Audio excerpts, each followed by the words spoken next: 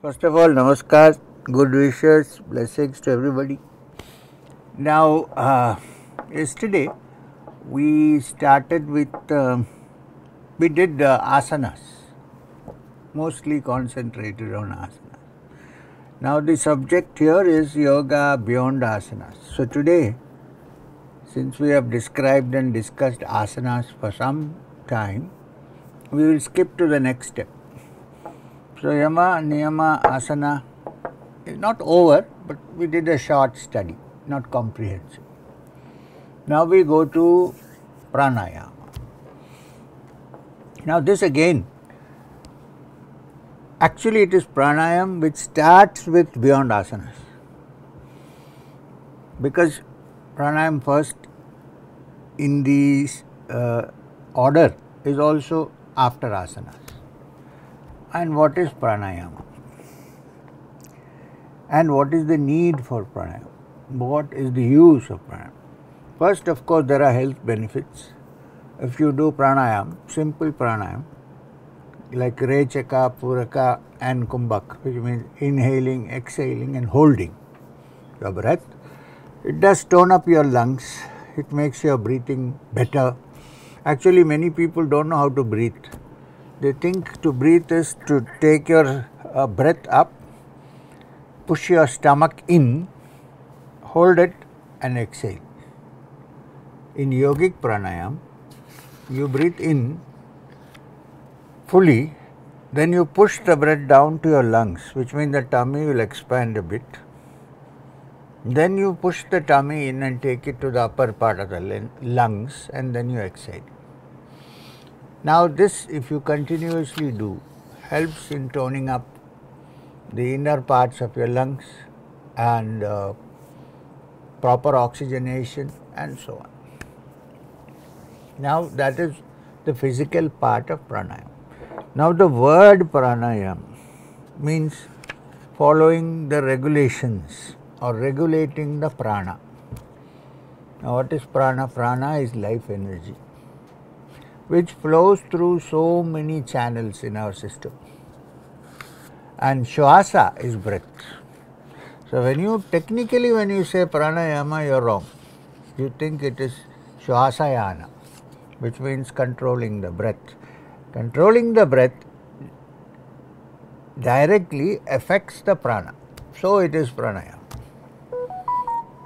You should actually call it shwasayana. While the yogi's intention is to control the prana, so pranayama has been stated.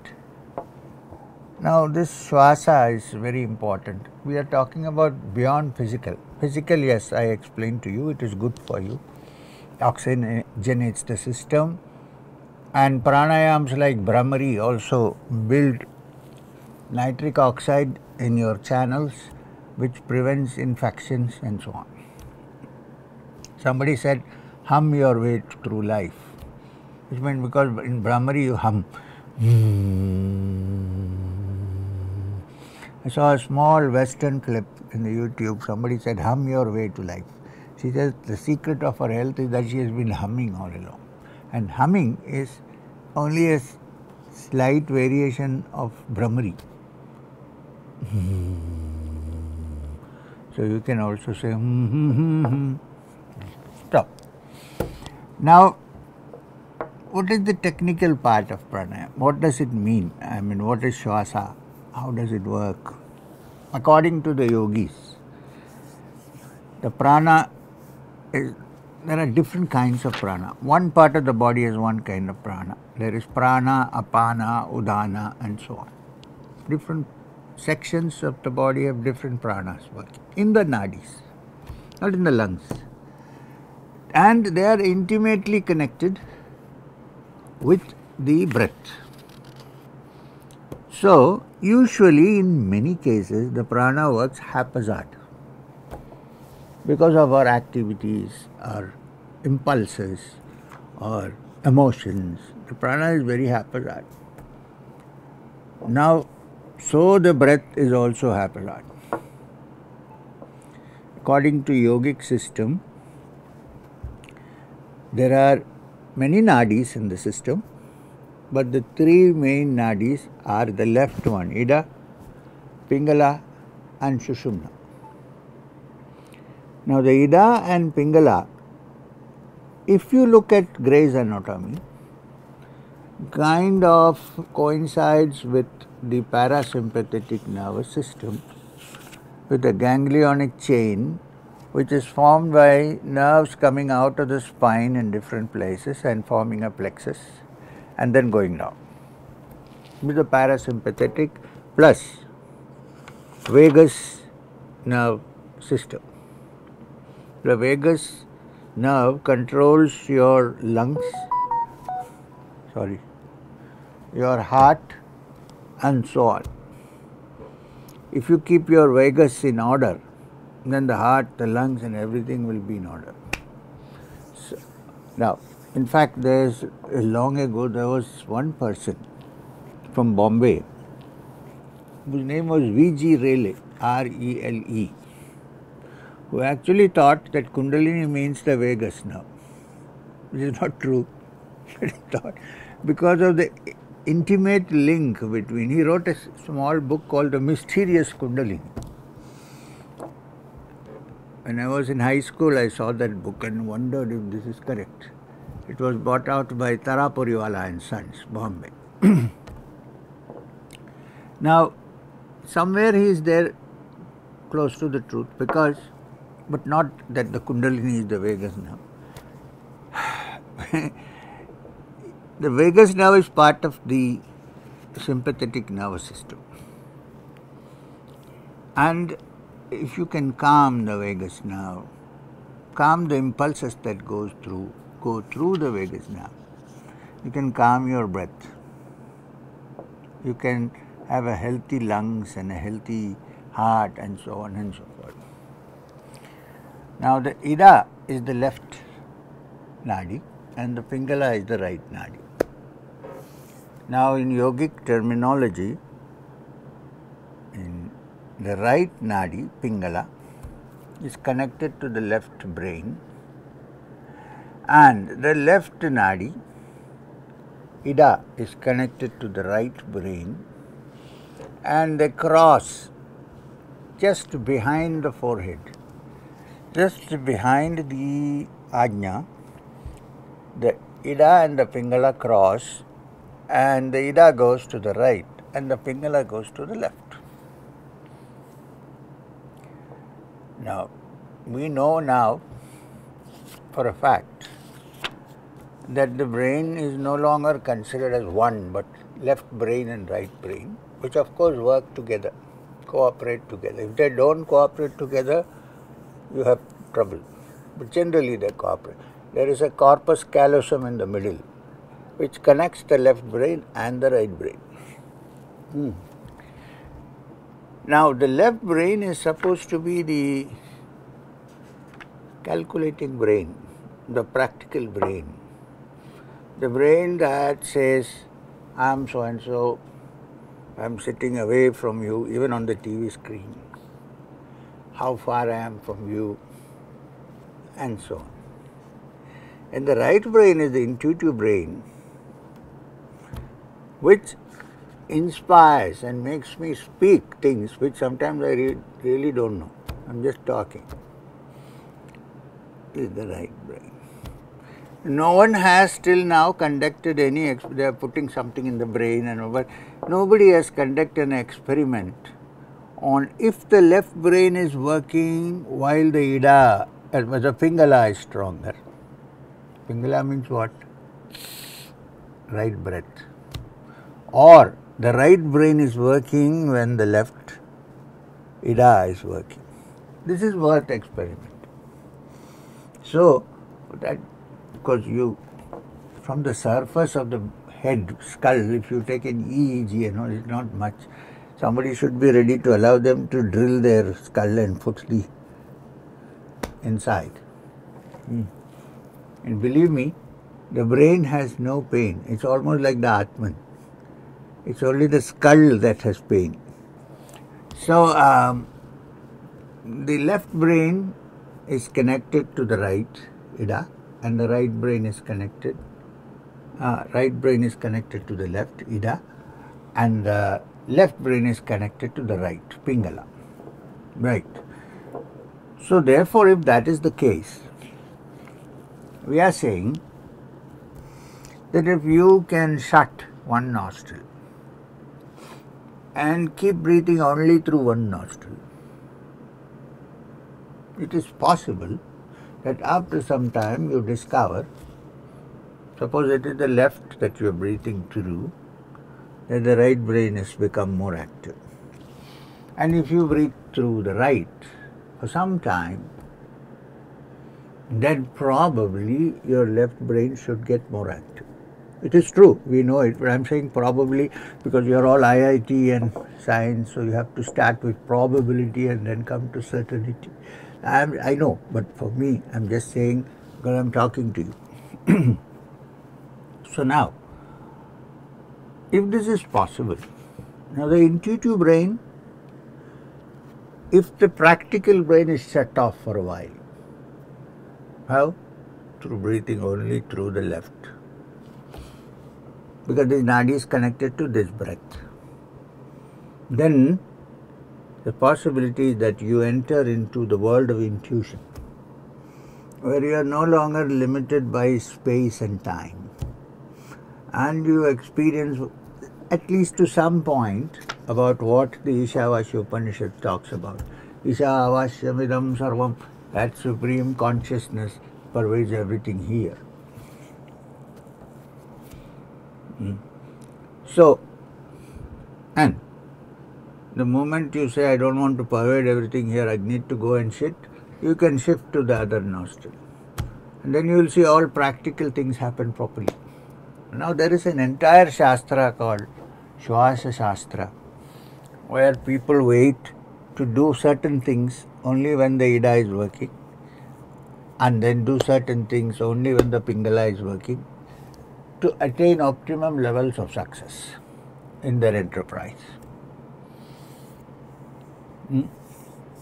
So physical activities are connected with the left brain, which means breathing through the right.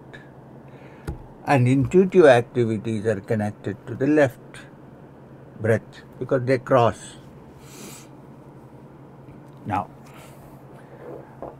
there have been cases where people had a stroke on the left brain and only the right brain was functioning for a while, and then they had no space-time difference. I'm not saying that we should through yoga produce a stroke, that's not what I'm talking about. But this has been surgically, medically noted that people whose left brain was totally paralyzed due to some reason, maybe a stroke, and who before they fall totally unconscious could kind of be aware of the right brain only working, have found themselves to be intuitive and beyond their ordinary scope. Which means right now I am sitting here, I am only this much.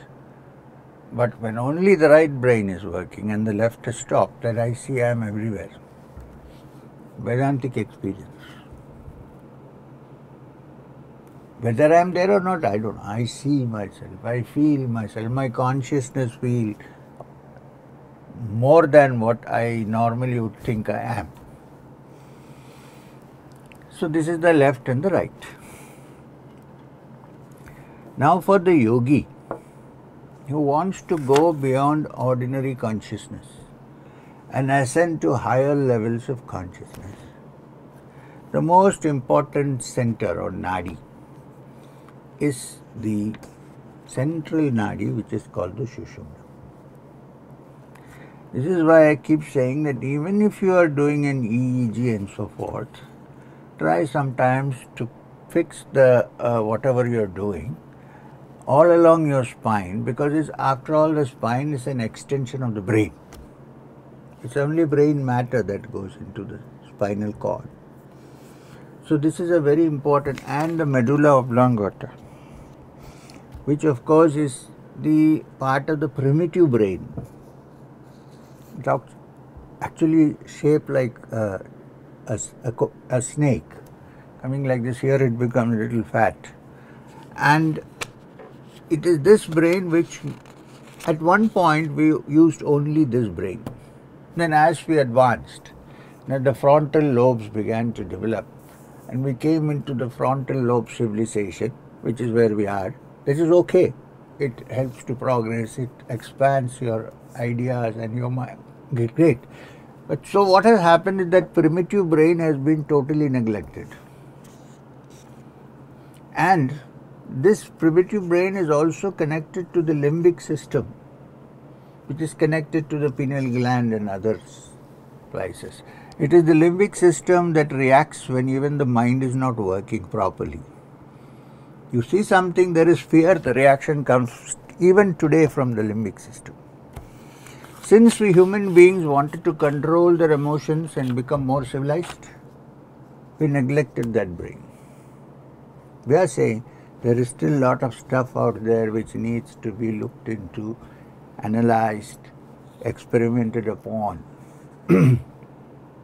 Now, in fact, yoga says that the energy from the sun enters this human system through the medulla, Vishuddhi, from the Vishuddhi chakra. So anyway, so these are the three nadis. So pranayam basically means not just breathing in and out, which of course is necessary. It is how to make the ida and the pingala cooperate, and how to make, now the ida is minus, not in a negative sense, as a charge, like an electrical charge. And the pingala is a cathode, it's a plus charge. How to bring the plus and the minus together, the anode and the cathode together. In electrical work, what happens when anode and cathode are brought together? There is a spark. So you have two wires. There is a spark. Bulb lights up because there is both anode and cathode in it. Now the bulb here is the spine, the sushumna. Now, when the prana is brought to the end of the sushumna, and the ida and pingala are sparked there, that spark illumines the sushumna, which is the spinal cord. Then the human beings, ordinary human beings, no, but the yogi's consciousness then ascends to higher levels of awareness, from the gross to the subtle until it is fully subtle. Now this is experimentally can be done not through instruments but by one's own practices of yoga, pranayam. Now this is the essence of pranayam. Pranayam basically, of course, as I said earlier, is good for health, lungs, all that. Yogi tries to bring the prana and the apana together through the ida and the pingala, and makes the prana, which now is called mukhya prana, most important prana, to move through the sushumna till it reaches the sahasrara, which means the important, essential parts of the brain from the spiritual point of view. And then a person becomes intuitive and sees things which are beyond ordinary, and develops capacities which are beyond ordinary. And without stopping there, the yogi moves on and finally reaches what in yogic terms is called, well, Buddhists call it nirvana, Vedantists call it moksha. What do the yogis call it? Anybody? Culmination? Kaivalya? Kaivalya. Now Kaivalya means, what Kaivalya is from the root Kevalam, I mean only. There the yogi discovers unity of being, that there is only one, and other things are part of the cinema created by the mind. three-dimensional, four-dimensional cinema created by the mind. When one transcends that, then one is beyond asanas. Asanas are basically physical, mostly. But even those physical asanas contribute to this expansion because they deal with the endocrine system. Now, for instance, if you do Shirsasana regularly or Sarvangasana, there is a lot of blood flowing into this part of the brain. And therefore, those parts of the brain which are needed for the yogic trance are activated. You know that all cells act better when there is a proper blood flow and proper oxygen. When this happens, the yogi learns to meditate, be aware, go deeper in, and then discovers that at the absolute level, which is called Samadhi, when everything becomes quiet, when the dhi or the thought process becomes sama, equal, silent, tranquil, then yogi moves from his little ID to something that is vast and universal. And this vast and universal ID, in yogic and Sankhya terms, is called the Purusha. Nothing to do with male, female. Purusha doesn't mean man. And here, in Vedantic terms, he begins to realize that he is not just a small spark, but the whole.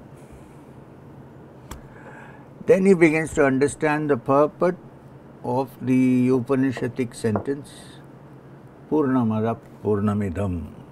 That is fullness, and this is also fullness.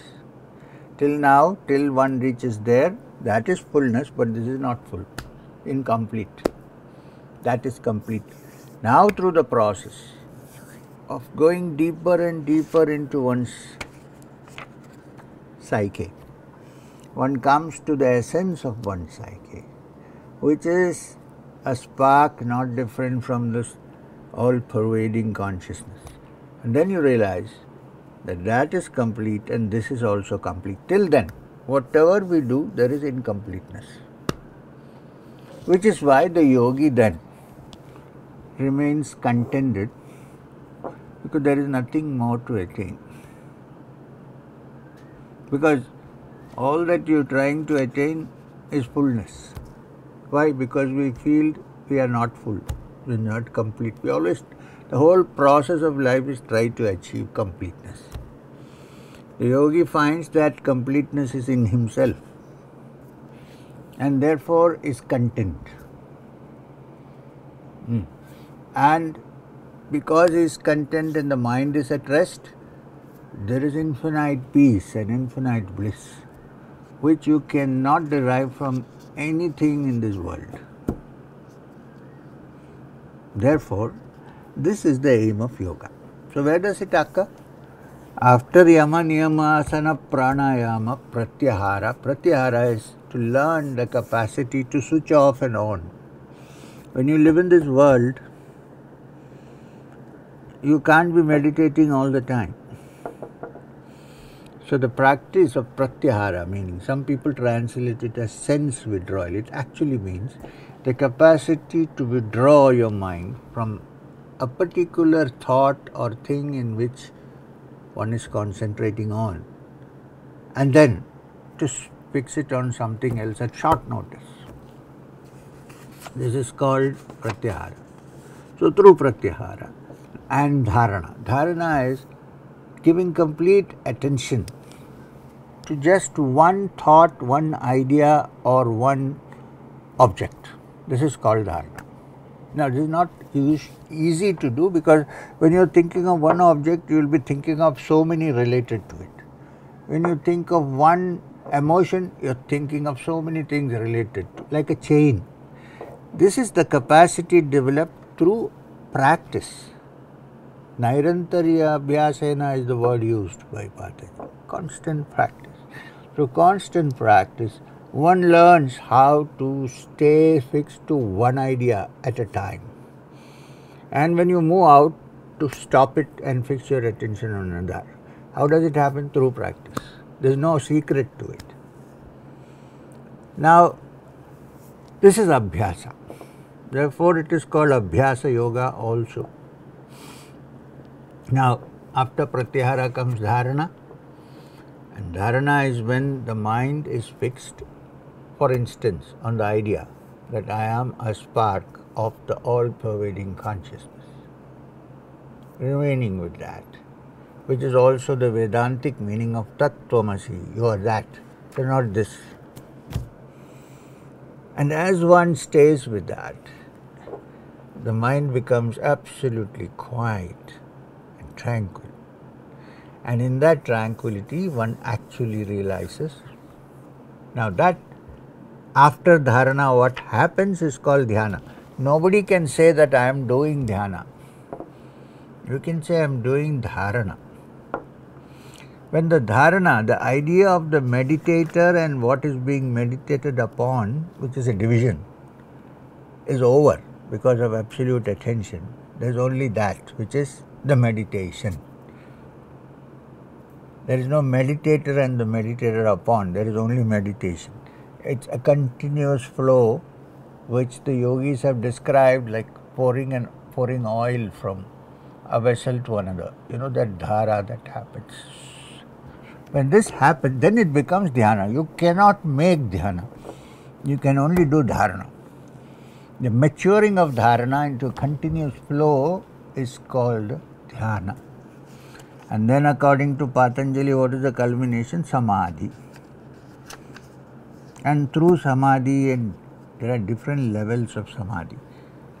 One Samadhi is called Savikalpa Samadhi, which means everything is calm and quiet and tranquil and blissful. You almost see that you are no different from that, but temporarily. Inside there are still vikalpas, seeds. You have just swept the seeds under the carpet and you are enjoying the beautiful Turkish carpet sitting on it. But under it there are still the vikalpas. Any time after you come out of Samadhi, they can sprout again. And then again in Samadhi they go off. By through continuous practice and constant practice, by complete attention, one gains what is called Nirvikalpa Samadhi, where even the seeds that sprout are not there anymore. They are removed totally. When this happens, in the beginning it may happen in a trance, but after some time it becomes natural. When Nirvikalpa becomes natural, then it is called Then it's called Sahaja Samadhi, which Sahaj means very easy, normal. So a yogi in that state can talk, can move, can eat and drink and still be there.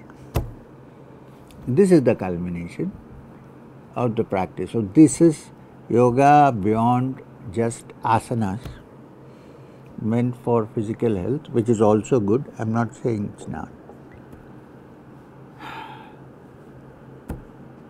Yes, we have half an hour now for questions, like yesterday. Thank you so much, sir. So anybody who has a question, please write it in your chat.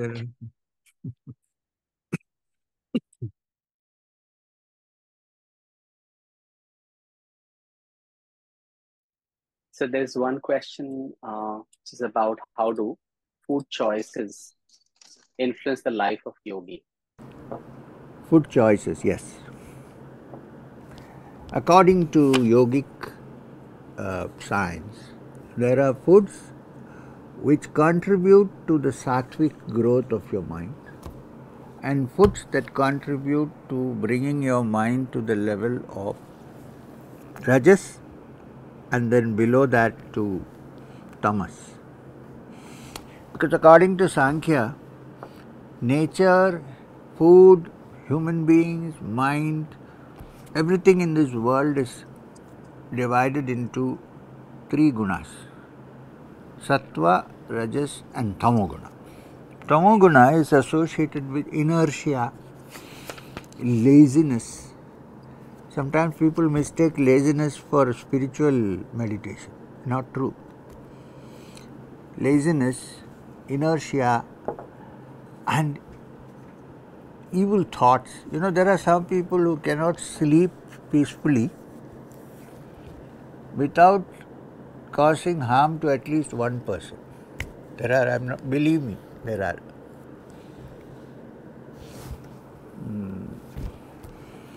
Don't want to say what kind of people, but yes, there are. They can't be peaceful until somebody is suffering. There are such people also. Now this is called tamo guna. Sleep is also tamo guna. Now, some foods affect you in such a way that your tamo guna predominates. For instance, food that is derived by killing animals usually contributes to tamo guna. Food that is very spicy, too astringent, food also the quantity, when you eat so much that you cannot even move, and substances which cause a change in your thought process without your being able to control it, like drugs and so on. Comparatively, alcohol is a milder drug. There are others which are stronger, even alcohol. Well, in some medicines you have alcohol, so sometimes you might, but that's not to the optimum level. Like Dashamula Arishta in Ayurveda has 40% alcohol volume by volume. But then you take only 1 ounce, right? Or half an ounce. You don't drink 1 peg. So, these chemicals also contribute to tamasic behavior. So, the tamasic state of the mind and the body increases with certain foods. However, certain foods may not contribute to tamasic thoughts but rajasic thoughts. Therefore, in ancient times, the Kshatriyas were allowed to eat meat. They went hunting because they need rajas to fight. Now, sattvic food is that which calms the mind, which keeps you quiet and calm and tranquil, and usually does not prevents you from having evil thoughts. Now, there are exceptions, like Hitler was a vegetarian. Now, that is a different story altogether. But generally, I am saying, there are people who eat food. In fact, for good health, you don't need to eat rajasic food or sattvic food. You can eat proteins, beans, vegetables. They all have sufficient proteins. And don't be foolish and say, I am a vegan. Drink milk. It has lots of nutrients in it. And therefore, if it was bad and if it was not sattvic, the ancient rishis who have given us so much wisdom would not have had milk, which is not the case. So, also vegetarians need protein. Milk products may be necessary. But these foods have a calming effect on the mind and take you more towards sattvic processes than tamasic and rajasic. But since you are all young and you are studying and you need to do various things, there is no harm in taking little bit of rajasic food, like, for instance, food that can be little spicy. That doesn't mean you should eat only avaka pickled. I mean, any food that is little spicy, food you can. or I would say that you can eat eggs, because most of the eggs today are unfertilized eggs. They don't have life in them, but they have enough protein. I know strict vegetarians may frown at me, but it's a fact. So this is the impact of food on the mind. So one has to therefore control. Now, to say that I eat only sattvic food and to eat 1 kg of Mysore pak at a sitting is not sattvic. This also you have to note. It's not the quality and the kind of food that is important, it's also the quantity that's important. Yoga is not for him who eats too much. They are also not for him who starves. So, keep it in a proper limit. I know some people who say we have only 1 meal a day. But you should see that 1 meal, you will be shocked. Combines all 4 or 5 meals together at once. This is not sattvic. It could be that it is vegetarian, it could be it doesn't have anything hot and so on. But then it is not sattvic. So therefore, the quality and the quantity of food and the intervals which you eat definitely have a bearing on your sadhana. Yes.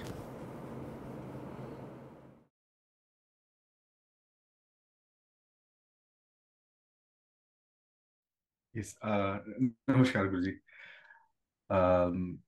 You spoke about Ida, Pingala, and Sushumna.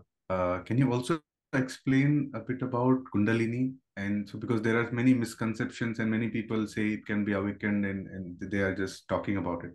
Can you please help us understand it? Right. Now the word Kundalini, actually in Tantra it's called Kula Kundali, is used for, well, let me start like this. Shakti, energy, in its absolute original primordial state is called Parashakti, the Supreme Shakti, the energy. Now, this energy is possessed by male and female. Now, in both male and female, it is this energy that is responsible for creating new beings. When this energy works through the lowest center called the Muladhara and moves towards downwards, it is this energy which becomes sexual energy, libido, and it is the same energy that produces a new baby. What a creative act it is. All that a human being does is to offer his seed into the Homakunda, which is the woman, the yoni. Nothing else. We don't do anything. Do you make the child there? No. This Shakti then goes to work and produces a new being which shares the characteristics to some extent of the father and mother. And if I say also from your past birth, which you need not believe, and this new child is born. So how potent is this energy? Imagine, physically also, to create a new child. Now the yogis say that apart from that, if you do not dissipate this energy, and through forms of meditation and practice, which is called Yoga Tantra. Tantra has acquired a bad name, so let's not think about that. Yoga Tantra. The practice by which this energy can be, if that energy can make a new physical being, we are saying if this energy operates through the higher centers, which means if it can be taken from the Muladhara to the Sahasrara, it can create a totally new spiritual being, just as it created a new physical being, biological being. It can create a new spiritual being. And this energy, therefore, when it travels, when it's made to ascend the spine, It's called the Kundalini. Now, there is no snake sitting there. A snake is merely a symbol of the Kundalini. Because it's a coiled up energy, like a watch spring. Olden days watch, not now, digital. There's a spring that you key and it's all coiled up. Now it has potent energy. As it opens up, uncoils, so many things happen, right? The clock moves, you can see the time. In the same way, this energy generally resides in the Muladhara, end of the spine, in the form of a bio-neural energy, I would call it, new word, and it's coiled up in potential form. To turn it from potential to kinetic is the aim of the practices of yoga, the yoga tantras, by which it is awakened and taken to the sun, as it ascends through different centers. It increases the awareness of the yogi until when it reaches here, the yogi realizes that his true identity is an all-pervading consciousness and not this limited thing which he thought was him, but something more. Now this energy is called the Kundalini, and believe me, it takes years and years, unless you are already a yogi through past birth and meditations and so on. It's not easy. It takes years and years and years to practice and purify your food, purify your habits, till it's able to move upward. If you see that somebody says that I can awaken it in 10 days, either it's fraud or that guy needs to go to an asylum, mental asylum. It's not possible. And especially if he says, you pay me this much and I will raise it for you in 10 days. It cannot be that. It has to be something else. And if it happens that something is activated without proper preparation, that can also lead to complications. So this is the Kundalini. I generally don't use the word because it's bandied about so commonly. Some people write to me saying that my Kundalini has now reached the Sahasrara. What do I do next? What do I do next? Is that a question? If it has reached here, will you have any questions to ask, first of all?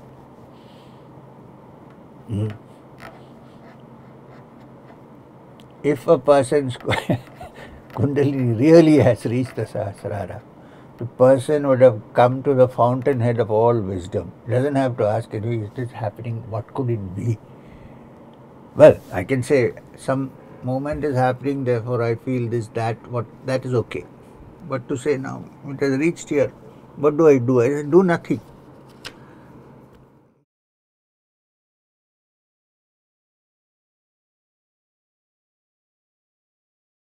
Pranam Guruji. You spoke about an higher consciousness which functions beyond time and space. So can you speak a little bit about it? What actually happens? If it functions beyond time and space, how can I speak about it? Now, talking about that, the Upanishad says, I can say that. Because in the Upanishad also the Rishi doesn't say it is like this. It says, Iti Shushruma Purvesham, so said the ancients. In the same way I am saying, so say the Upanishad. Because that supreme reality. Now you have put me in a difficult situation. When you're talking about that all-pervading supreme reality, and you're asking me to put in words what it is. The Upanishad says, Yad vachana abhyutitam, vaga abhyutyate, that which words cannot describe, and because of which we have the capacity of forming words, language. Then it goes on to say, Yat chakshusha napashyati, chakshumshi, which the eye cannot see, but because of which the eye has the capacity to see. let me put it this way. I know that my eye exists. I can see it in a mirror, but that's a reflection. I can't see my own eye, right? I can't. I can see a reflection. But I can see you all, so that means I must be having eyes. Because I can see you all, I know I have an eye. Though I cannot see my own eye. In the same way, the Supreme Brahman or the Supreme Absolute which we are talking about doesn't have to see itself because it is seeing everything else. Water is required to wash everything, to purify everything. Water doesn't need to purify itself. Will it wash itself? No. So, these are all just examples, just to give you some idea of what we are talking about, a mighty thing which cannot be bound by any descriptions. After chakshusha na pachyati, it says, shroterena shrunoti, that which cannot be heard by the ear. Then it says, yan manasa na manyute, that which even the mind cannot conceive. So when all image building and all concepts vanish, and there is just a pure ocean, you can see the waves coming up, but they're going back again there. That state is called the Supreme Brahman. And it is not to be acquired. Rather, when all acquiring moves out, it is. Okay. Let me again explain. Since you asked me this difficult question, I'm sorry I'm not able to answer more than this. It's okay. Suppose you are there and I am here and I have to know you or be familiar with you. I have to move from here to you, right? Okay. Now suppose there is something which is here and now and also everywhere. Tad dure, tad vatantike, far and yet so near. And Isha Vashyamidam Sarvam, it pervades everything here. So to find it, is there a possibility that I move towards it? I cannot. Why? Because there is no need to move. Perhaps when all moving stops, in that silence it is. Let's put it that way.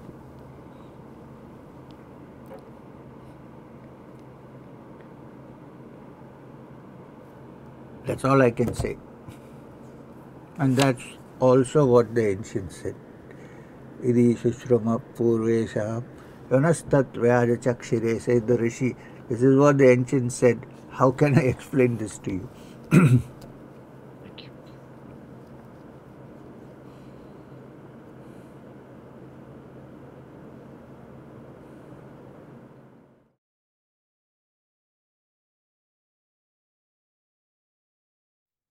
If there are no more questions, I had one, if you don't mind. Sure. And it's We up have to you. 3 or 4 more minutes. Come on. Okay. It came to my mind, hence I'm not resisting myself. If you can speak a little bit about your Guruji, special moments that you would like to share. That is It's up not to you, this, Guruji. but it is not the subject we are dealing I with. know. I know. But since it is yoga beyond asanas, I have not seen a person who has a physical body but who was beyond it. I have not seen, personally I have not seen anybody like that. Here is a person who looked to have a physical body like us, but did not behave like an ordinary human being at all. Because having lived with this person for some time, I realized that for this person, there was no division in time between the past, the present and the future. I think only if you touch the absolute this is possible.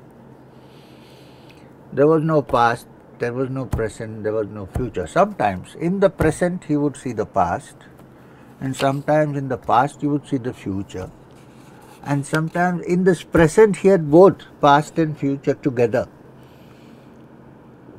I don't know how to explain this to you. I have not seen anybody like this in my life. I have met many people. I have met, actually I have met nice, great yogis, some many holy men. But this is a unique being that I know of.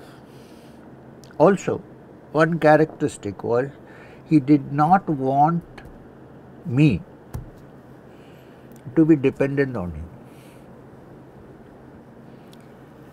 He said, all my work is to make you stand on your own feet, not to be dependent on me, which is a very, very interesting aspect, because I feel that today most teachers of the spiritual want you to become dependent on them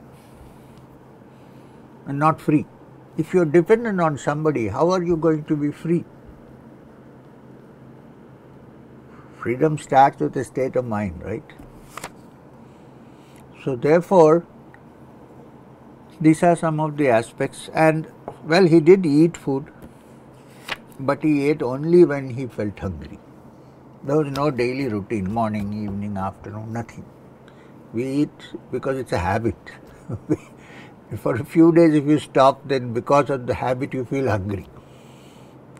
So 3-4 days he would not eat anything, drink some water from the Ganga, and then we may go to a village, somebody will offer him some boiled milk, you drink it.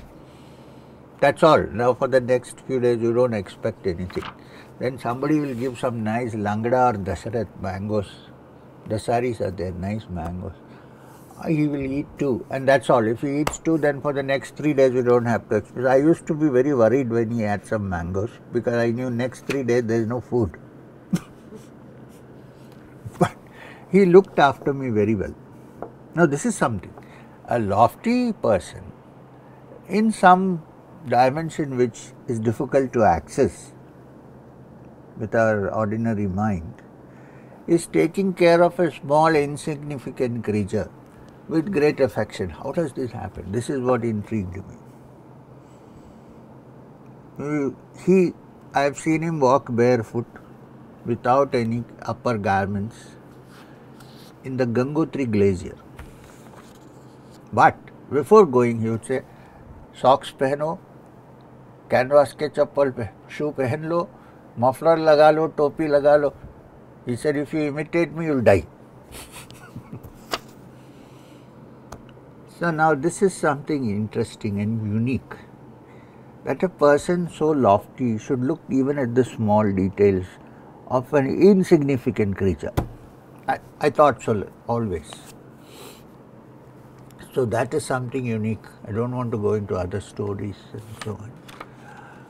And I also felt that he had a way with animals. I've seen him in front of wild animals, absolutely quiet and calm. And I think because of his mind being calm, they also calm down and have no harm. These are some of the aspects. They are not to be imitated or practiced to become like that. I think they happen when one is ready for it. So now it's time. So these 2 sessions, I think, for me they were interesting. I don't know for you, but for me they were interesting. Yoga Beyond Asanas. Now we'll work out something else after a while. Thank you very much. Thank you so much, sir. Thank you, Jyoti. Thank you. Thank you so everybody. much, sir. Thank you. Thanks.